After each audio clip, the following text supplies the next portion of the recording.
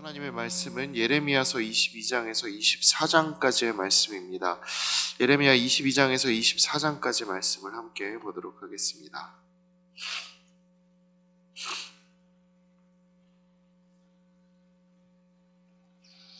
하나님의 말씀을 전하는 일이 자신에게 치욕과 모욕으로 돌아오는 것에 고통받아 힘들어하지만 그 하나님의 말씀을 전하지 않으면 마음이 마치 불붙는 것 같아서 참을 수 없는 그 사명감을 가지고 있었던 선지자 이사야는 다시 한번 유다 왕의 집으로 가라는 하나님의 명령을 듣습니다.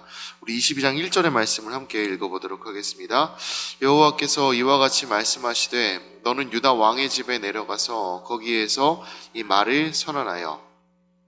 그 말의 내용은 당연히 좋은 것이 아니었습니다. 당장 공의를 행하고 약자들의 행하는 악을 제하지 아니하면 하나님의 심판이 그들 가운데 다가온다는 내용이었습니다. 하나님이 이렇게 반복해서 동일한 주제에 대해 말씀하고 계시는 것은 하나님이 원하시는 이 삶의 방향이 하나님의 입장에서는 정말로 중요한 것이기 때문입니다. 하나님이 원하시는 삶을 살아가는 것에 생명이 있습니다. 세상의 헛된 것과 우상을 버리고 하나님을 따르면 심판의 뜻마저 돌이키실 것이다. 이것이 하나님께서 이 백성들에게 하고 계시는 말씀입니다. 그런데 이 사람들은 그 말을 듣지 않습니다.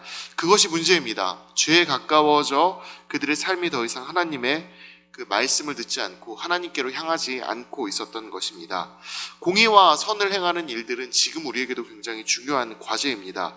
하나님의 명령은 예로부터 지금까지 유효하기 때문입니다. 교회는 겉모습이 중요한 것이 아니라 하나님이 정말로 원하시는 이런 일들을 행하고 있는가, 이런 것들을 더 중요하게 생각하고 나아가야 하는 곳입니다. 하나님의 공의가 선포되고 악한 세상 가운데 선을 전하는 곳, 교회는 그런 곳이 되어야 합니다. 우리가 한 마음으로 하나님을 섬기고 하나님을 알아가고 하나님의 뜻대로 살아가도록 노력해야 하는 이유가 바로 이것입니다. 우리 모두 하나님을 함께 따라 살아가는 대면교회를 만들어갔으면 좋겠습니다. 그리고 날이 갈수록 악이 강해져가는, 그리고 악한 사람들이 많이 나타나는 이 세상 가운데 하나님의 공의와 선을 전하며 이 세상을 선한 방향으로 바꾸어 나갈 수 있는 귀한 주님의 사람들이 됐으면 좋겠습니다. 23장으로 넘어가 보도록 하겠습니다. 23장에는 악한 선지자들에 대한 경고의 말씀과 더불어 정의와 공의를 행하는 메시아를 일으키시겠다는 하나님의 약속의 말씀이 나오고 있습니다. 하나님께서 선지자와 제사장들의 악함을 말씀하고 계시는 것을 볼 수가 있는데, 우리 23장 11절의 말씀을 함께 읽어보도록 하겠습니다.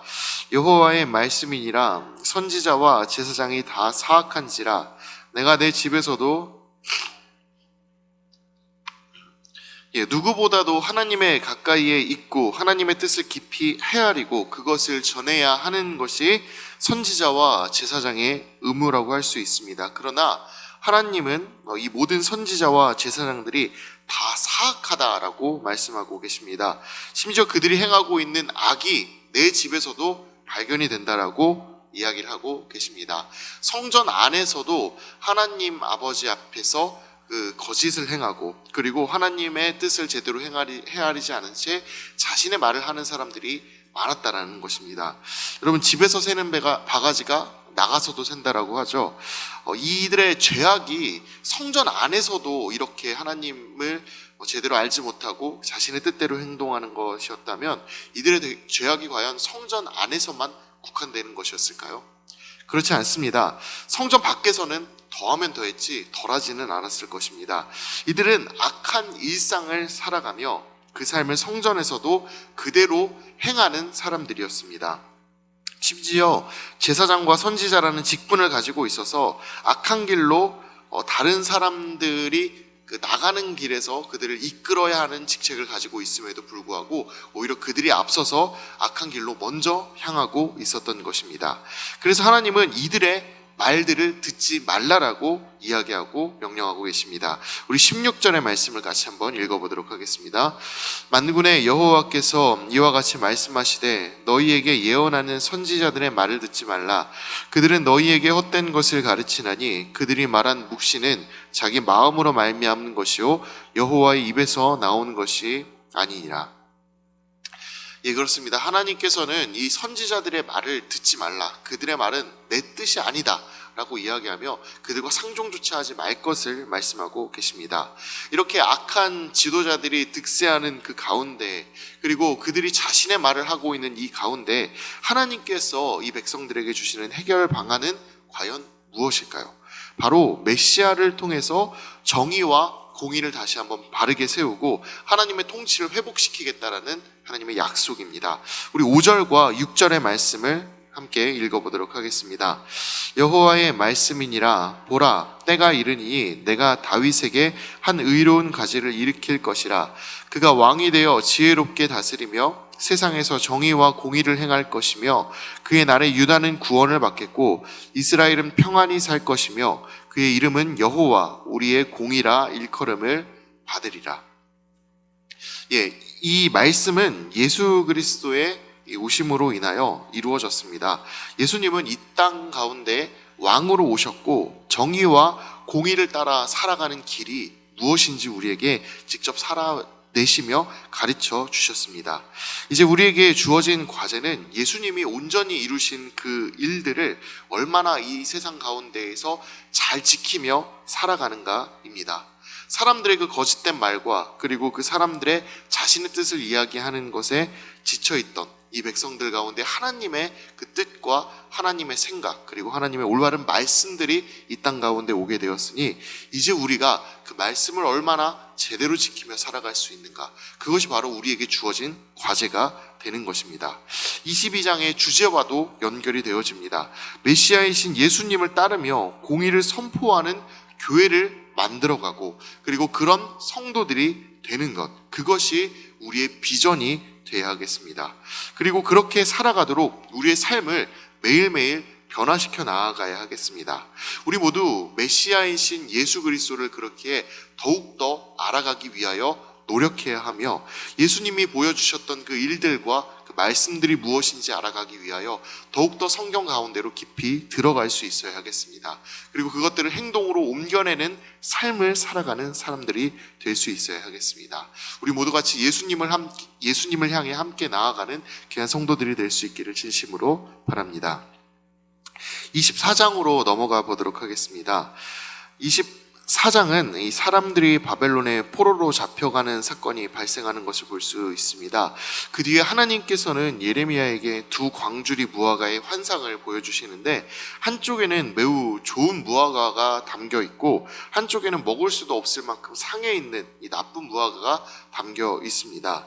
여기서 좋은 무화과는 포로로 잡혀간 이들이라 이야기합니다. 하나님이 이 잡혀간 그 포로들을 오히려 잘 돌보아서 그들을 하나님의 백성으로 삼겠다라고 말씀을 하십니다. 반대로 나쁜 무화과는 이 시드기야와 그의 고관들 그리고 남은 백성들로 오히려 그 사람들을 내쫓아 버리시겠다라고 하나님께서는 말씀하십니다.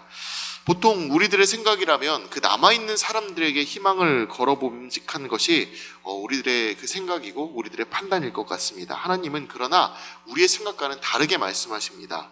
완전히 다른 방식으로 일하고 계십니다.